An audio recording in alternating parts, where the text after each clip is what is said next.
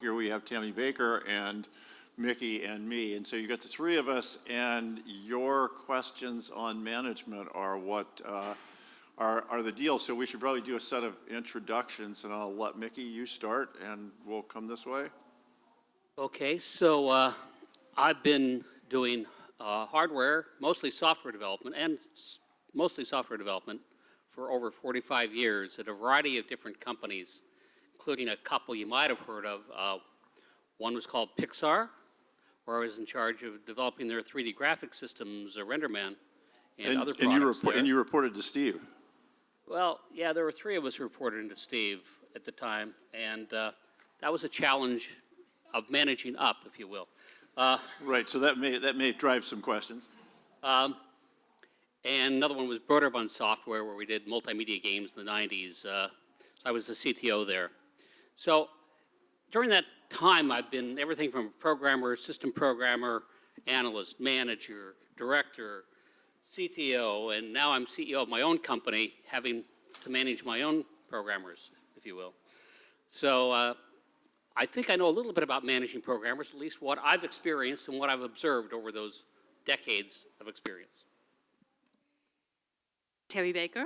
I'm the VP of Engineering. I've been a VP of Engineering for a number of companies. I started off technically at Hewlett-Packard and Novell Engineering Track, and then moved to startups. And so I've been a VP of Engineering for a series of startups in the Bay Area, and hit a lucky on the last one. We actually got acquired by a company in Philadelphia, outside of Philadelphia. So my little startup in San Francisco is now, our mothership headquarters is this crazy company name, USA Technologies. And I have managed small teams, large teams. We've grown teams. I've managed inside of startups. I've managed inside of large companies. So primarily engineering, primarily QA.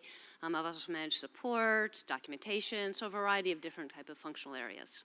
But technical always. And Ron Lichty, I began managing in 1988 when I went to Apple.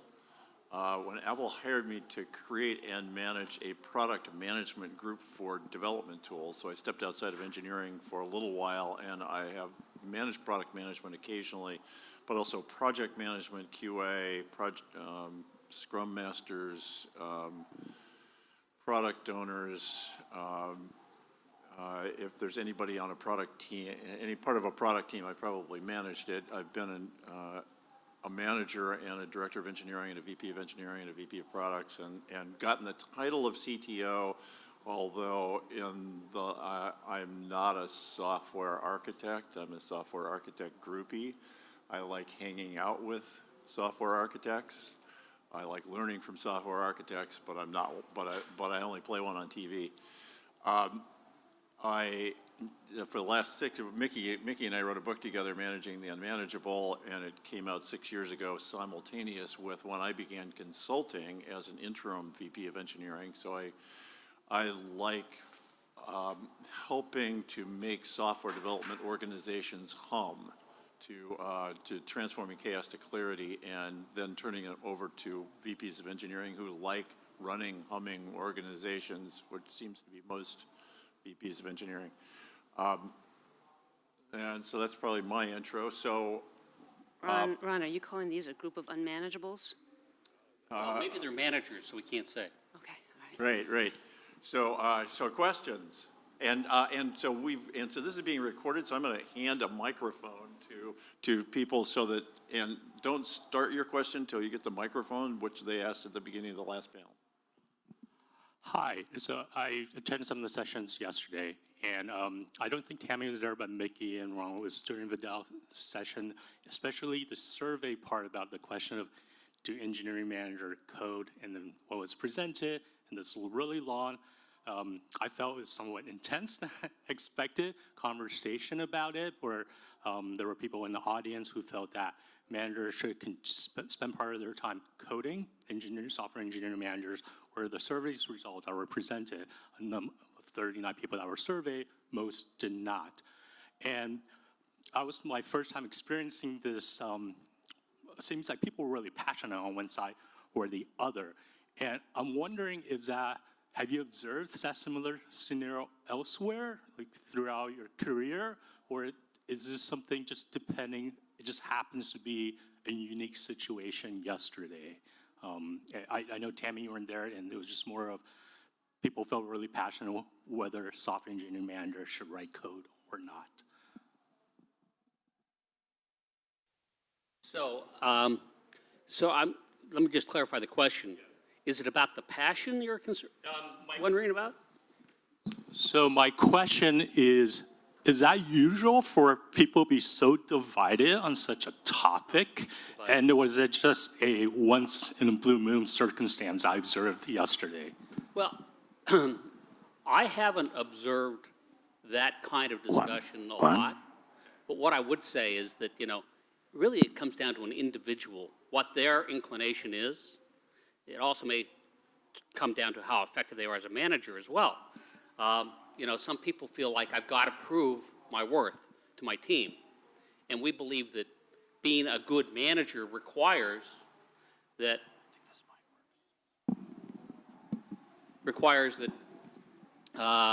you have technical respect for your team. That's one of the most important things, being a good line manager for software developers. And so one way to do that is by showing your stuff. However, I don't think it's necessary. In fact, it often can be harmful to that. It depends on the team, it depends on the manager, it depends on the situation. But quite frankly, one of the people said it yesterday in that discussion that really they're taking time away from what they should be doing in making their team more effective. The whole thing about management is about leverage, okay? Give me a lever and a place to stand and I can move the world. Okay, if you're taking in an individual contributor role, you're not leveraging yourself. So I side up on the part that they shouldn't code, although maybe they can take on a little project just to keep their chops fresh, but they should never be a critical part of a project. Yeah, I would ask if the passion is coming from engineers who want to make sure that their managers understand the contributions they're making. And one way you can be sure as an engineer is if your manager also is writing code, then probably your manager understands when you write good code, well, they can figure it out because they can recognize it. Does that mean that the manager has to be able to write good code to understand when an engineer is really making a good contribution, or the teammate is making a good contribution, or the teammate's kind of not really pulling his weight? I think it's essential that the managers can understand when their teams are contributing, the level of the work that they're doing, and when they do something like that's really awesome, the manager's got to be able to recognize that. It may be, and so there's passion, and passion I have behind that too. The manager has to be able to recognize star performers when the stars are performing well, and the people who aren't, and then work accordingly. Does that mean they need to code? Maybe not, but they absolutely have to recognize good coding and not good coding and all the things around development. Yeah, I think part of the passion comes from having been an engineer and having had a bad manager. And bad managers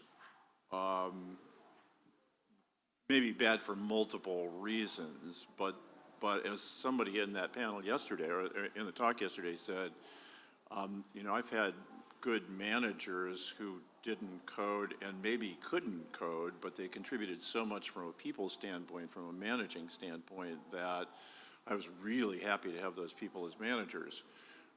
I think one of the ways we sometimes divide it is, well, I've got this bad manager, and he's a bad manager because he doesn't understand the technical stuff. But often they're bad managers because they don't spend time with us, and that's where the divide is. And we think of it as, well, they need to spend time with us coding, but it's really not that. It's really about spending time with us.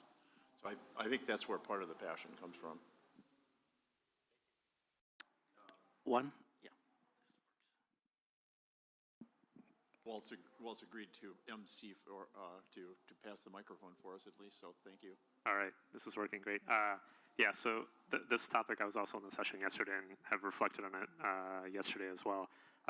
There are two additional points that I think I'd like to add to that. One is I've seen at least one team where there was a transition from someone who was an IC to a manager, where the rest of the team didn't fully, I think, understand or had the communication of what does this mean. during that transition. And so it's very uncomfortable if you're working with a teammate who has been writing code and has been doing these things, and suddenly they have these additional responsibilities piled on their plate, and now they're doing less of that. And so if the rest of the team isn't fully comprehending what those new responsibilities are, well, they're not writing code anymore. So clearly they're doing a worse job from that perspective. So that's one thing that I've seen. And the other thing is I've seen this idea of not writing code, therefore you're somehow worse as a proxy for you're not part of our process. You're no longer in the weeds with us. You're no longer understanding the problems that we're experiencing, everything from the build tools to the fact that working with this other team is harder. You're no longer writing code, so how could you understand? And of course that's not true if you manage it properly, but I think it comes back to Mickey's point of it depends on the manager. So Well, I think what the situation you've described is probably the hardest situation, where you're a peer and then you're not a peer, okay? Where you're directing, you're not doing. And so I think that exacerbates that. And an easier transition would be into another team where they knew what you had done, but you weren't part of it. I was just going to say one more thing. Dilbert, God bless him, and Scott Adams have done software managers a really bad thing in making the notion that anyone who's a software manager is clueless. And so that comes part and parcel with that transition. Yeah, I was just going to talk a little bit about I don't know if you have other sessions, about the move from individual contributor to manager. That's a big move. And there's a couple things on that. One is when you become a manager, you start taking the responsibilities for the company that you don't have as an individual contributor. And that's just a different mindset, because as a manager, you have responsibilities, fiduciary responsibilities, you have safety responsibilities, you have sort of a level of responsibility for the company can in some cases be against the employees. Right? So if you have an employee that's a problem, that's stealing or that is threatening other employees, these become the obvious things. As a manager, that's your problem to deal with. As an employee, that's not, you don't have to deal with that ugliness, right? As managers, you do. And there's all of a sudden, there's a bit of a wall between you and your former peers. Like, you were all a big group, you were all together, you all had the same values. Now that you're a manager, you sometimes have to represent things that you may be not comfortable representing, or you have to draw the line, and you can't tell somebody some confidential thing that's going on with another peer member that normally in the peer group you could say, oh, I heard about so-and-so medical things, all sorts of things. As a manager, you can no longer say those things because it's your responsibility to protect the confidentiality of your team. But that's, all of a sudden, there's this distance now that you didn't have before. So it's a big change. If any of you haven't done that, or if you're coaching people through that person, first-time manager, needs to go through this mindset change, and they take a step back from the team that they've been a part of. And there's sort of that social separation that you just need to think about and be comfortable with and recognize it's got to happen. I mean, it's just part of your responsibility as a manager. You need to have this different set of responsibilities. So I just want to touch on that you mentioned earlier. Yeah, I'd add to that. One of the rules of thumb I've learned about moving up the career ladder is that the very thing that makes you successful in one level gets in your way at the next.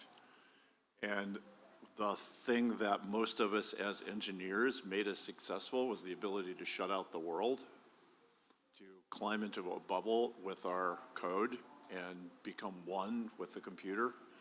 And our goal as managers is to invite interruptions, because those are the most important. Our people are the most important thing. And there's a fundamental conflict of interest between being a developer and being a manager from a mindset standpoint. It can just absolutely get in our way to try to do both things. And so that's part of the challenge for all of us. And this is true as we go from managers to directors of engineering to VPs of engineering. There are changes in each of those as well. One more thing I just wanted to add on top of that, and there's sort of a litmus test that happens to a manager, in my opinion. The first time they actually have to fire someone. That's tough. That's tough. I often say, you're really not a manager until you've had to fire someone, because you really don't know how to cope with that kind of conflictual situation. And so one of the questions I often ask managers is, who I'm interviewing is how many people have you fired? You know, because it tells me a lot about what they've been able to do. How many of you are managers? Raise your hand if you're a manager. Okay, we're speaking mostly to managers here. Okay. So you know some of this stuff. The other thing I have passion about while we're passing the microphone around is don't force talented engineers into the management track. This is a fight I have with the companies I work at. There should be a technical track going up through senior engineers, architects, all the way up to CTO that has the same compensation, same pay, same compensation as the management track. And that's, as managers, don't take your star engineers and force them into a management track to get growth. You know, to the best you can in your companies, try to create those technical tracks through titles, through compensation, because people who are great engineers can be terrible managers. I mean, they can be terrible.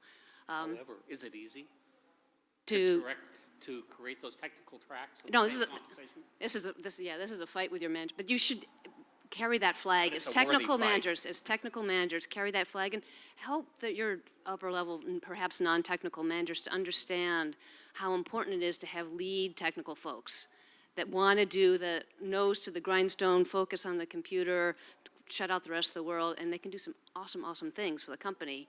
Yeah, carry that flag. So I have a question. So I've been a manager for many years as well, and I have a question more along the mechanics of making teams successful in general. So really kind of a question for all of you of what tools do you find that tend to work, and likewise what tools that maybe you've tried that tend to not work? So Empathy, understanding, those well, tools? I'm thinking more of the mechanics of how to make a team, you know. So for example, our company has just started using a tool called Rike, and it's more of a task management tool. And so it's a little bit of an experiment still, but it's a way to spread tasks amongst the team and have visibility amongst other team members of what other people's tasks are. I don't know, it is tending to work, but it's still an experiment. So I'm just very curious, you know, Atlassian, I mean, there's a whole bunch of other kinds of tools out there. I'm just curious what kinds of things have worked or not worked in each of your cases. So I'm gonna step out in front and maybe draw some comments from my co-panelists here by saying I'm an Agilist, and I have worked in Agile I also train teams in Agile in addition to taking on interim VP engineering roles. And if I've got a co-located team, I'll put up a card wall in a second. A physical card wall works 100 times better than Jira does. It doesn't automatically calculate burn down charts. It doesn't automatically calculate velocity, but boy, it communicates what it is teams are working on with transparency. Agile uses the word information radiators, and boy, they are. And they will multiply through a company when you put them up and people begin to realize that all I have to do is walk by and know what it is a team's working on and what kind of progress they're making. So I find physical card walls and physical burn-up charts to be incredibly valuable. And when you don't have a co-located team, what do you do? Yeah, you've got well, all of us implement Jira.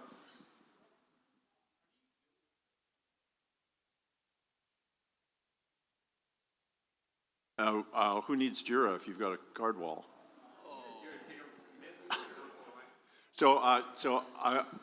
Jira. So let's talk about Jira for a second. So at Agile Open a year ago, I led a Agile Opens an open conference.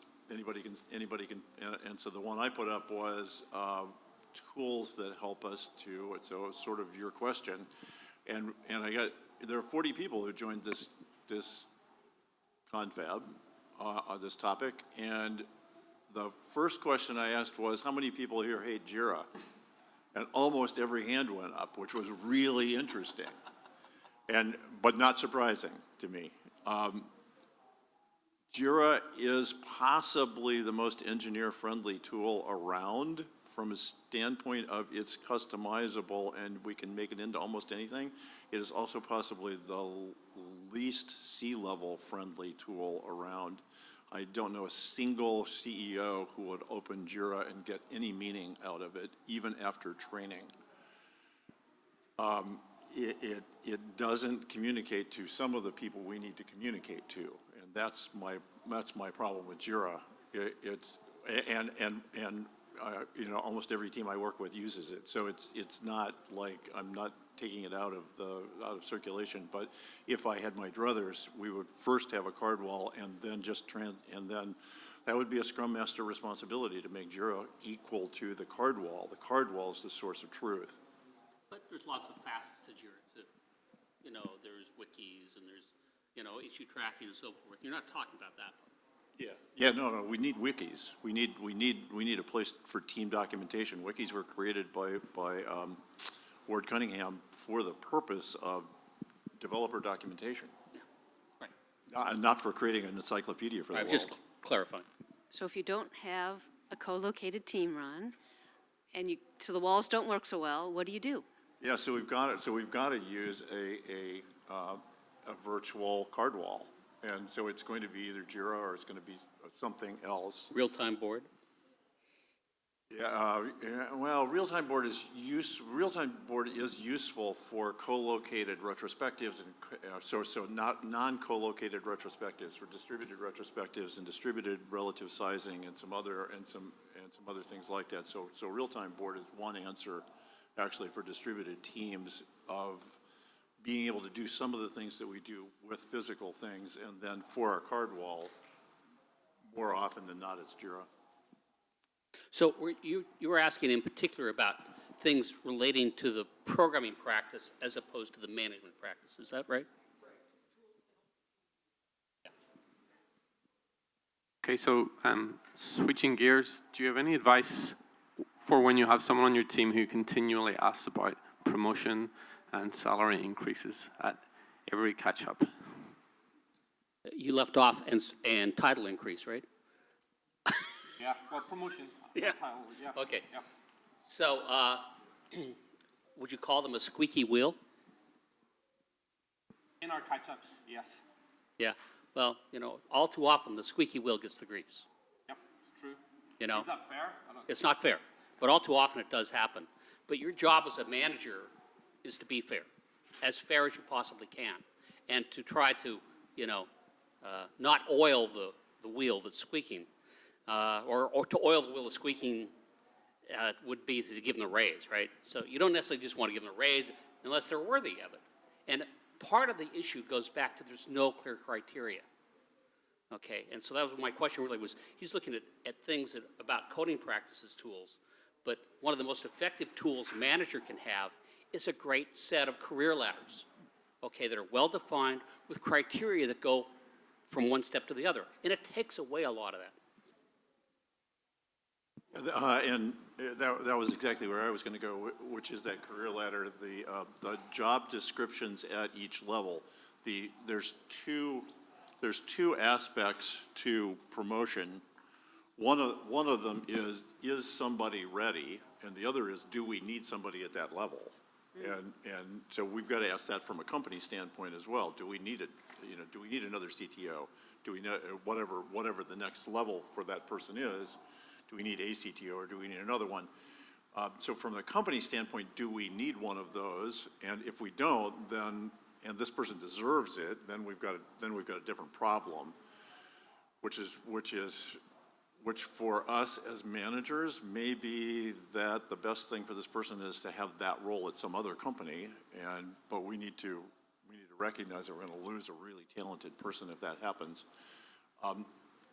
The flip side usually is that somebody is saying, well, I want the next role, and they're not ready for it, and the obvious thing there is to have those set of criteria, and then we can say, well, here's what the criteria is, here's what you need to grow into, here's how you need to grow, and we can have those conversations about what it's going to take to get to that level. And that's the most important part, because that's how we help our folks grow, is to help them identify what it is what the growth they need to do. There's also an element of, I believe, and I talked to the teams about this, that as individuals, all of us, we're responsible for our own careers. That's just the number one thing. So for somebody's asking me for promotional opportunities and that type of things, I'll start with, we're all responsible. I'm as a manager, I'll try to help you and coach you, but ultimately you're responsible for your career. What do you want to do? Right, so it's putting some of it back on the person. Do you want technical growth? Do you want breadth? Do you want depth in an area? Do you want breadth across technologies? Do you want breadth across other functional areas, working in product management or helping the support with tools? I mean, just like there's a whole variety of ways that people can expand and grow in their base skill sets. So there's a discussion around those things that don't necessarily mean they get a raise at the next period, but there's technical growth types of things that are career growth. Let me just say career growth opportunities, and there's conversations around that. But a lot of it is, come on, guy, this or man or woman, ultimately you're responsible. What do you want? And engage that person to be proactive in the types of things. And then there's classes, there's all sorts of things to do as far as growth. There's speaking opportunities. I mean, if you want the CTO kind of architect track, you need to be able to speak, right? And so that can be a path that's not something that happens day to day in work, but there's Toastmasters. I mean, there's all sorts of things, right? So it's just a conversation, and ask the person to take some ownership in it. But as a manager, I mean, I've often managed people out of my companies who were very ambitious, and they'd hit a ceiling. They couldn't achieve what their expectations were. That didn't mean they were bad. And of course, I always hated to lose good people, but part of my maturing as a manager was recognizing the fact that I had a duty to the person in addition to the duty to the company to make sure that they were able to fulfill what they needed. And those kind of people, even if they left the company, would come back to me later on and ask for advice and so forth. It paid dividends to me as well. I want to throw a couple of resources into this. One of them is Reid Hoffman, who founded LinkedIn and whom I worked with when he was a product manager at Fujitsu on Worlds Away, an online animated virtual world. Reid wrote a book called The Alliance. And anybody read The Alliance? It starts with the idea that when we're interviewing people for jobs, both of us on both sides of the table are doing this imaginary, phony thing. I'm saying I'm gonna hire you forever, and the prospect is saying, and I want to come work for you forever, and neither one of those is true. And we have these interviewing situations that sort of it really feels like that. And so Reid recognized that, which was really helpful to me as I was reading through this. And then the second thing is at LinkedIn, he created this notion of an alliance that's made at that point. And that point, the alliance is, and he terms it a tour of duty.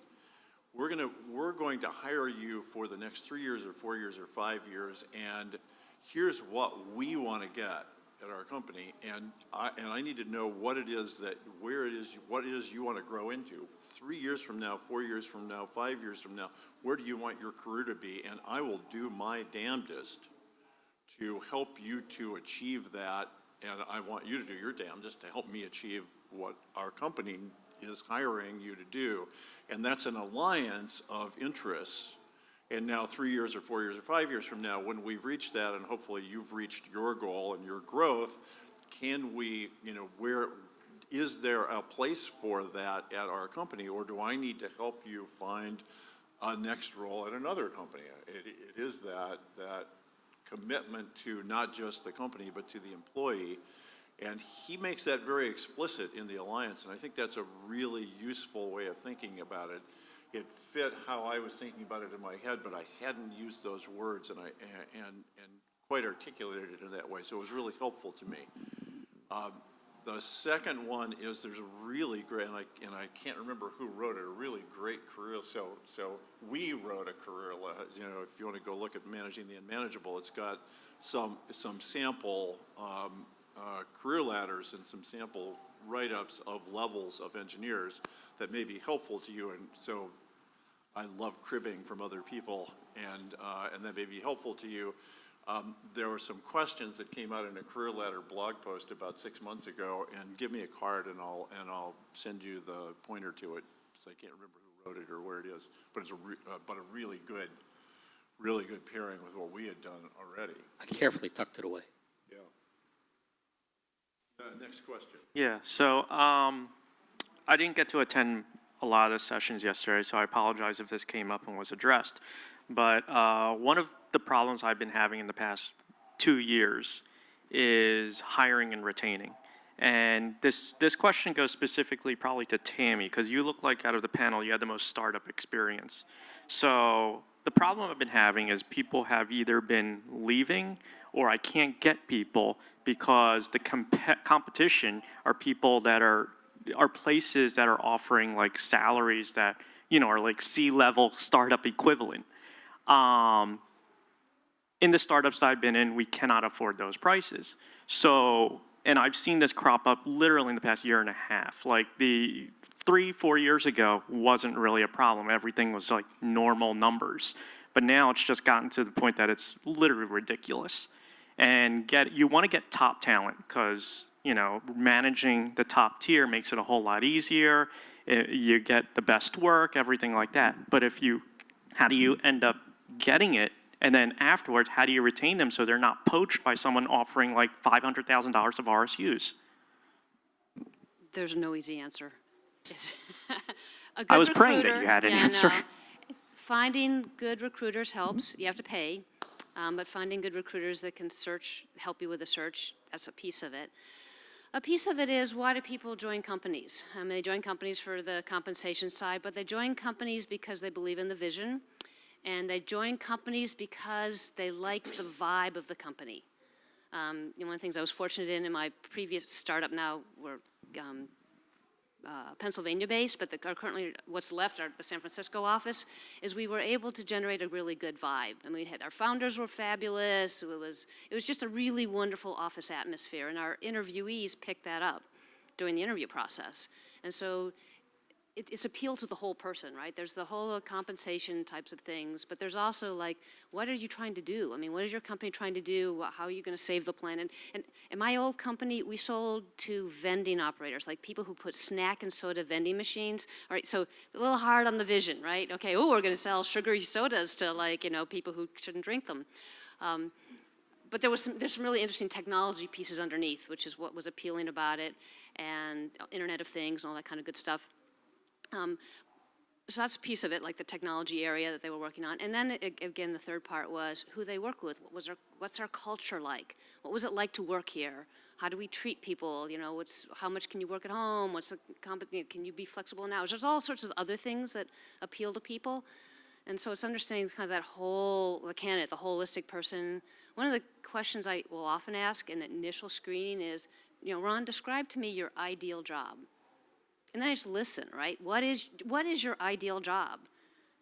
And then I start to speak about how, if there's a good match, how Cantaloupe was my old company name, how we could fit into your ideal job. And to some extent, I have flexibility in assignments, like what the job actually is, what the person's going to work on. Is it newer stuff, older stuff, these types of things? And to the extent I could, I would meld what I had in business needs and what the job is to what this person's ideal job was. But it's really hard right now. And the other thing is, we've hired a few over the past 6-12 months, and it comes and goes in waves, and right now it's a difficult wave. There's just a lot of demand.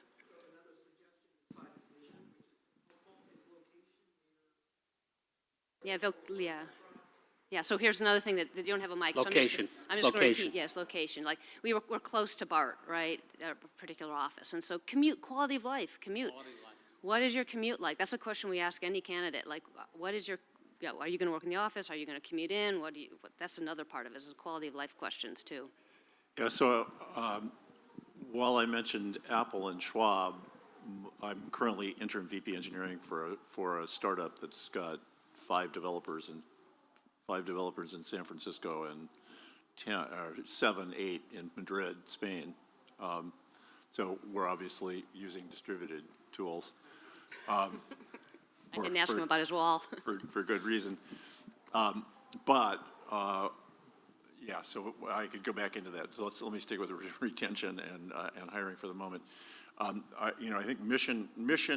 The one thing you didn't name, but it's very highly related to culture, is who you're going to work for, and that's us. right? And so communicating not just the vision of the company, but the vision of the culture is each of us up here on the panel, each of you here in the room, when you're interviewing, you're communicating the culture that you want to build, you know, as a programming team, and your ability to do that is it's one of the things that we need to continue to hone and work on is communicating that. So I've had people who 6 months later said, you know, I hired in because of that vision that in that first interview that I had with you was like, that's what I wanted to be part of. Mickey, you've got a way of interviewing that you never sit across a table from someone else. You always move a chair around and sit next to them, and it's so that it communicates a way of being, who you are as a manager and as a leader of the organization. So every single way that when we're interviewing that we communicate something, and so we have to figure out how to communicate that this is a great place to work, and then we have to make it a great place to work so that people a year later don't leave, but they say, wow, you know, yeah, I could get more money somewhere else. But so when we hire kids out of college and they don't have experience that the grass is not greener everywhere else, that's hard. But people who've been in multiple jobs, if we can create the greenest grass in the neighborhood, we're going to keep people. Another part of this is your interview team. What are the dynamics of your interview team? Have you set that up to be a good experience? Part of the challenges of hiring is getting the interview team to accept a candidate. And so I spend time working with the interview team to get them to say, okay. It's often hard for people in the interview team to say, yes, thumbs up. I'm not sure, maybe I should talk to somebody else, you know, particularly analytical engineers, you know, maybe I need to talk to 2 or 3 people. So working with your interview team, coaching the ones, like at the end of this interview, I'm gonna ask you thumbs up or thumbs down, right? So I start them to think about it. You know, I think about dividing up questions so they don't have everybody asking the same question. Something we experiment with is we have the candidate talk for 15 minutes, the whole team in the beginning, and just talk through their resume. So not repeating the same thing. First, I started Hewlett Packard, and you know, you're just saying the same thing over and over again. Just 15 minutes, no stress. They just talk through their resume, and then the team in their 30 minutes to an hour, depending on the interview team, the interviewer's comfort level, they can focus on sort of specific areas. And then when you have the interview team come together at the end, you know, I always follow up with the individual interview team members. What did you think? What are your concerns, plus or minus? And if I'm really liking the candidate and I have some interview team members that are, oh, I'm not sure, he's not perfect kind of people, well, you start working with the interview team like, well, nobody's perfect. Okay, so what is it? So I don't know if you're having trouble with your interview team, but maybe that's something you also need to think about is managing your interview team as part of the overall process. Yeah. I was going to just interject a couple other things, though. You know, if you say they're basically job hopping, okay? Most people don't leave a company except for the manager. They leave a manager, okay? So I would say, first, look inside your management team. Is that the problem?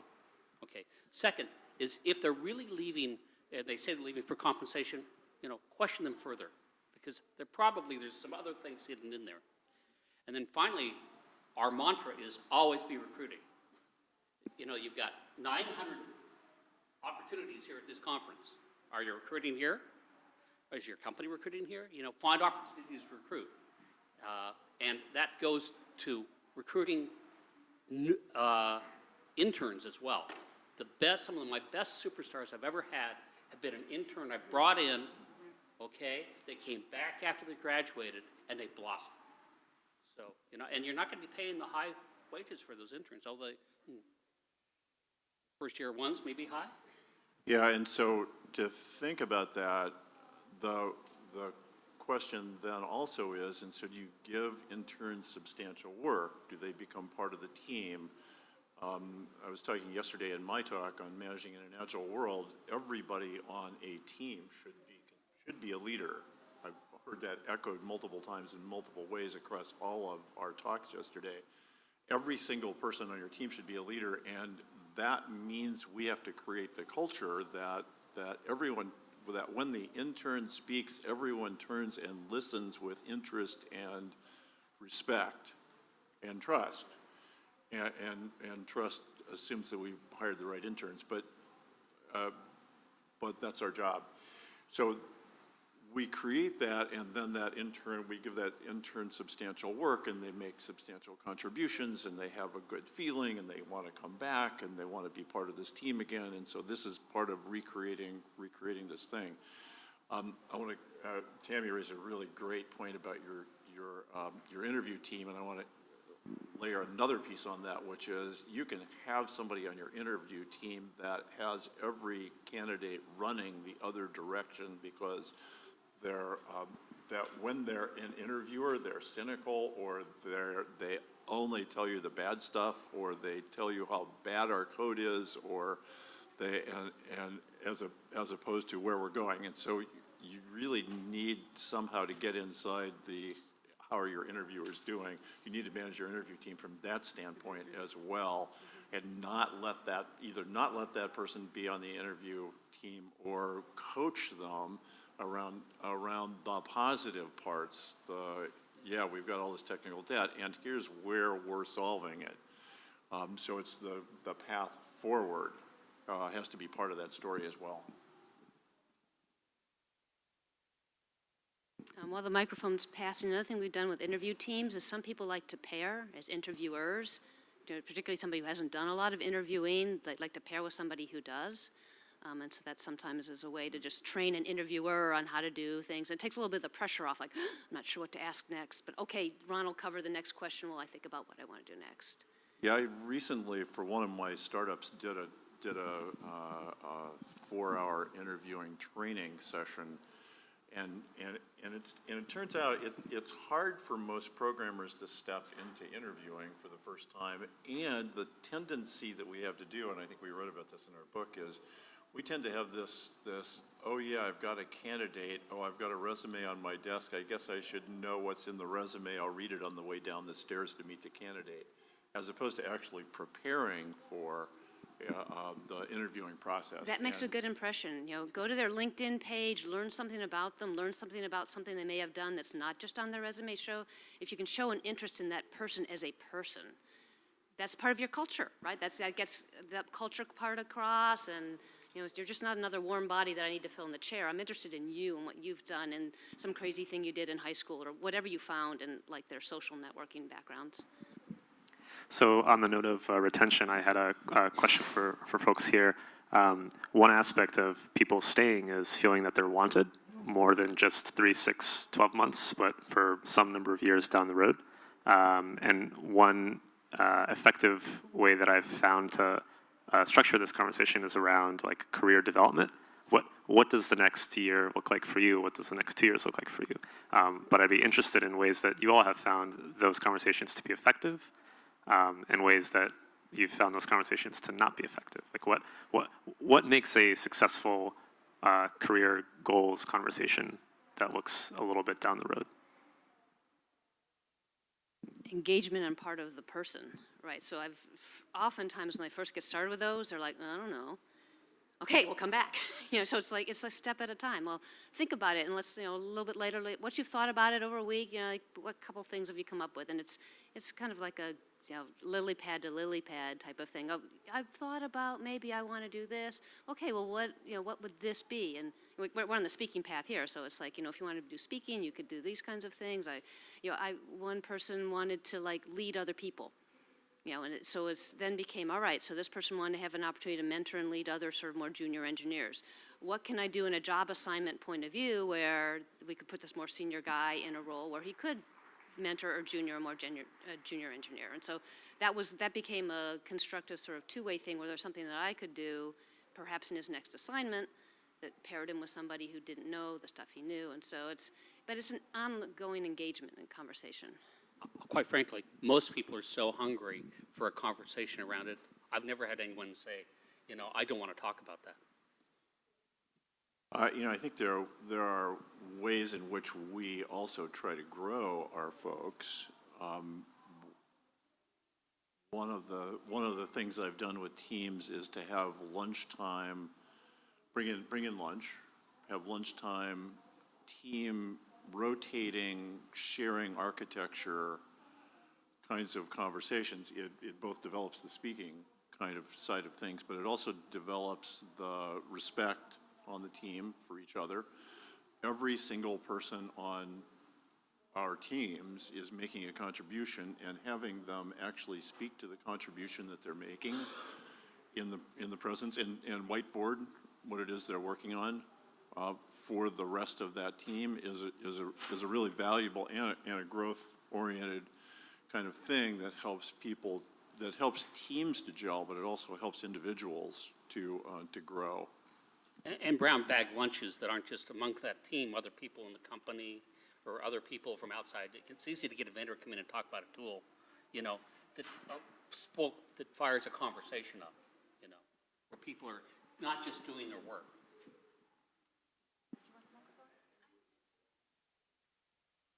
And then when you're done, babe, behind you. All right, thank you. When you're hiring new grads, interns, junior kind of roles, what makes you feel like it's their like a good essentially gamble to make? Because a lot of times they don't have a lot of experience or they don't necessarily know where they want to go. What makes you kind of look at a new person and say, I think they have it. I think I want to work with them? Pick smart. Smart wins. Smart and enthusiastic. They don't have to have any experience in what we're doing, but if they've shown that they're just sharp, they'll do well. But I do think a piece of it is if you're bringing in somebody who doesn't have workplace experience, they need a lot of help, just a lot of mentoring, a lot of coaching.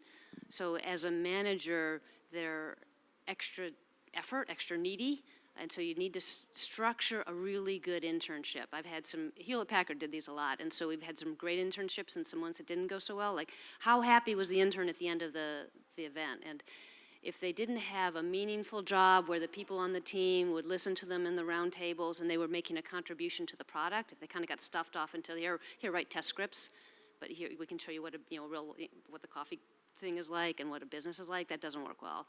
So you have to try to find a project with a technical, usually peer engineer who's mentoring them, that helps them along, that has something real and tangible that they actually did at the end of the day.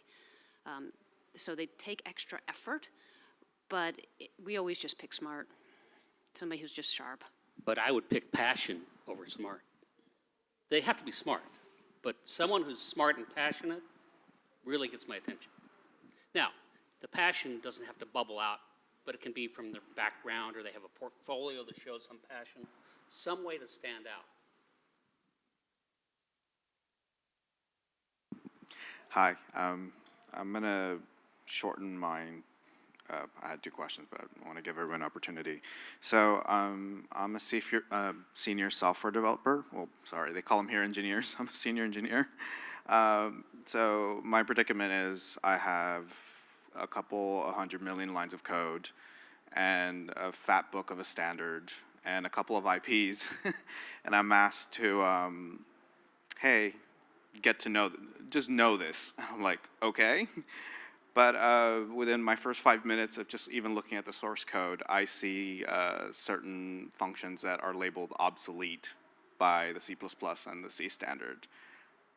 How do I go about that trench, if you will, in, like, what do? You know, do you let a fellow engineer know and possibly tick him or her off because it happens to be their code? Do you tell your manager? Like, how do you go about that without opening up Pandora's box and practically ticking everybody off?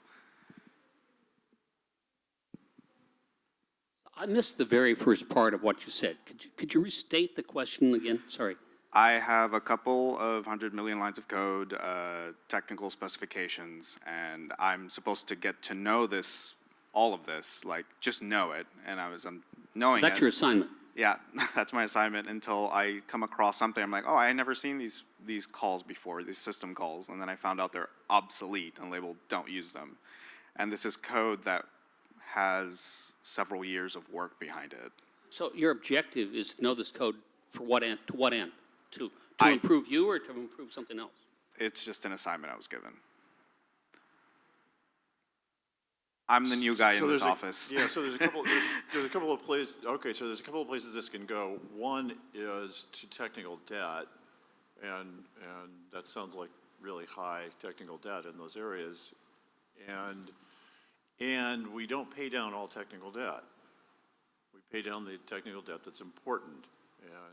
And as a newbie, there's no way for you to know what's important and what's not. The second is that having been given that assignment to know that code, I would think that that would also be, and so inform me as a manager about what's in that code. And I'd want to know that. So yeah, tell your manager for sure. From a managerial standpoint, I would want to have a sense of I'd want that. I'd want that insight into where the technical debt lies in our code, and then to have a conversation about whether those are important areas. And so now I'm going to jump to yet another perspective on this, which is, as an Agilist, one of the things we expect of product owners is that they give us a backlog that's ordered by how we can deliver the most value to our customers. What we as engineering leaders need to provide in parallel with that are the technical backlog items, also ordered by value. And this is one of the places that we do pretty darn badly in general, is one, giving transparency to technical debt, and two, actually ordering that in an effective kind of way. And the ordering of it actually also has to do with what's on the product backlog, because what's at the top of the product backlog, in fact, may require us to get into highly brittle code that we should be fixing. So there's a lot of chicken and egg of where do we start, but where we start, I think, is giving visibility to technical debt by logging it and by ordering it by some kind of value, so that our product owner and product management colleagues get a sense of, oh, all is not pretty and golden in our code. And so when we say we need to fix some technical debt, they understand why. I think perhaps the reason you're asking this question maybe is that you have a level of discomfort, that you've discovered something that you think perhaps is embarrassing or not good. Try to remove your judgment, your feeling out of that. It's just a fact. There are these calls, it's just a fact, it's deprecated in something. So to the manager, you say, you asked me to look at the code, this is what I discovered, here's some stuff that's like no longer supported, but don't be judgmental about it. It's just this is what I found. I'm not saying it's good or bad, I'm just telling you. Just to give you some further information, this is not one of the leading technologies. It's more like a technology that's still in use by some of the developers that use it.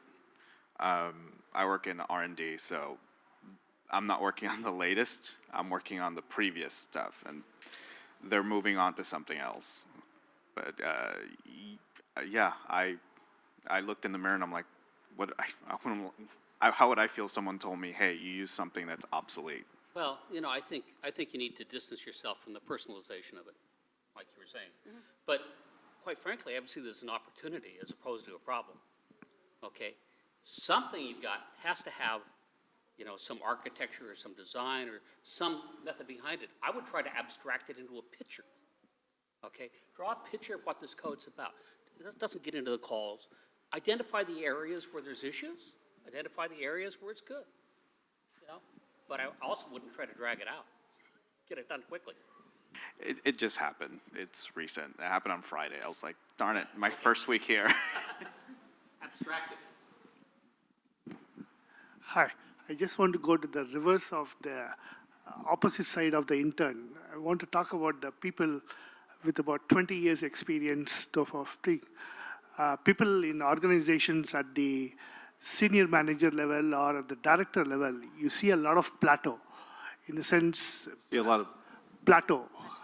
In a sense is you feel among a whole bunch of senior managers, only one of them gets promoted as a director, or among a bunch of directors and senior director, only one gets promoted as a VP. But the rest of the people, they are sticking around or they move around, and there is a lot of attrition at that level, right? How do you coach these people to go to the next level? I mean, you'll find that many people, they are just lingering around in the middle management level for a long time, and many of them struggle to go to the next level. Okay, even on the technical ladder side, you'll find many of them are just lingering around at a senior architect or a chief architect level, but going to the next level as a fellow or whatever, it's really a huge hurdle, right? So there's a huge bunch of people in that middle management level. How do you coach them to go to the next level? Yes, so for one part, it goes to that career ladder that we were talking about before. So if we've got a good career ladder, then we've got a description of what that next level is. Now we've got something that we can have conversations with our folks about of how do you reach that. Again, give me a card and I'll send you that other career ladder post that Mickey and I both found really valuable. The other piece of this is that we need to be coaches for folks, but we also need to create an environment that not everybody grows at the same rate, and that we want to continue to grow within and not leave. As opposed to, you've reached that, so, and it will hit a point where we've got another VP of engineering, and we don't need another VP of engineering, and now we need to help that person find that next role somewhere else. So that's a different thing. I'll throw out another book name that, so I coach a half dozen CTOs and VPs of engineering and VP of engineering wannabes. And I very often recommend this book, which is and now I'm not going to name the book, so you're going to have to give me a card for this one too. It's the Leadership Pipeline. And the Leadership Pipeline is written for a purpose of making sure that you've got people who can follow you so you can step out of your role and grow. But I use it for an entirely different purpose, which is it sort of does a career ladder thing in the general world. So not in the programming world, but in the general world of here's what an individual contributor does. Here's what and so this is big company kinds of layers. Here's what a manager does. Here's what a senior manager does. Here's what a director does. Here's what a senior director does. Here's what a VP of engineering does. A senior VP of engineering, an executive VP of engineering, and the CEO. And now you've got and so this is really useful for many of us in startups, because many of us in startups became the VP of engineering, and we're still writing code, and we're managing directly, and we're the VP of engineering, and it's like, okay, so there's an expectation when somebody comes up to you and you're the VP of engineering, there's an expectation of what you know, and this describes basically, here's what you missed if you didn't get director of engineering in between and senior director of engineering in between.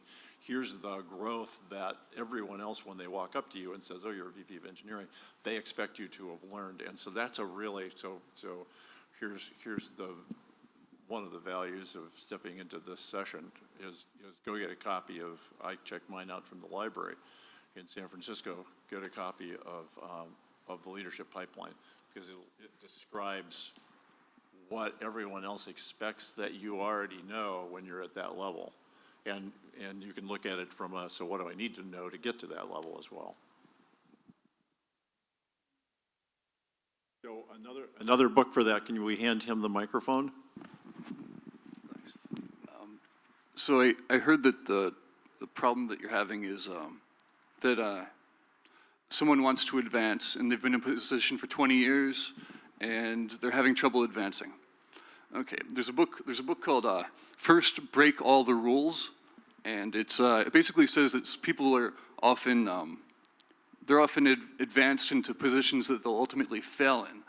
I check it out though. But sometimes people are in roles that they excel at exceptionally, and after that though, sometimes they want to move up into perhaps different roles that that require different skill sets, and often that doesn't work out in their best interests. First, break all the rules. You got it. So I'm glad to be talking about this career track issue. There's a pretty well-developed set of management theory that looks at the capabilities. The theory is often called requisite organization, but it actually looks at the capabilities that are appropriate for management at each strata of management. The practical experience is that even without a formal assessment, people often sense that someone's not appropriate at that level. There's also a fairly easy proxy that indicates it. But the idea is there are certain very specific capabilities that are needed. They can be assessed either formally or informally. But one of the fundamental ones is desire. You know, if you don't have, to use a term, the will to power, if you don't want to be a manager, you should not be a manager, probably. You just are not going to be successful at it. But it seems like we've got a almost guaranteed path to mediocrity by not giving that person another way to advance in the organization without putting manager. Or another way, it's like, I've often wondered whether you really have to have hire or fire capabilities, at least on your own, to be especially a first level manager or supervisor. In a manufacturing organization, we call them supervisors. And I don't know that they always have hire or fire capability. I've never seen someone have hire fire authority without consulting someone else. Yeah. At least HR. Yeah. But, so anyway, it seems to me without an alternate career track, it's a design for mediocre organizations. You know, I think Tammy was pretty passionately making the case for that parallel technical track that has been created in many organizations. I started working at Apple in '88, and there was a technical track there, and it was very clear that we needed that. We developed one. Actually, it was developed before I arrived at Schwab. Fujitsu had one. Many large companies have them. It's hard to develop inside of startups, but it's. Well, sometimes they call them fellows, and I think he used that term. Yeah. Well, that's kind of up there in the ladder often, but don't be surprised if your company doesn't have a tool ladder. Mm-hmm. I've had to install that in several companies I've been in. I had to work at it. It doesn't come easy. No, but nowadays the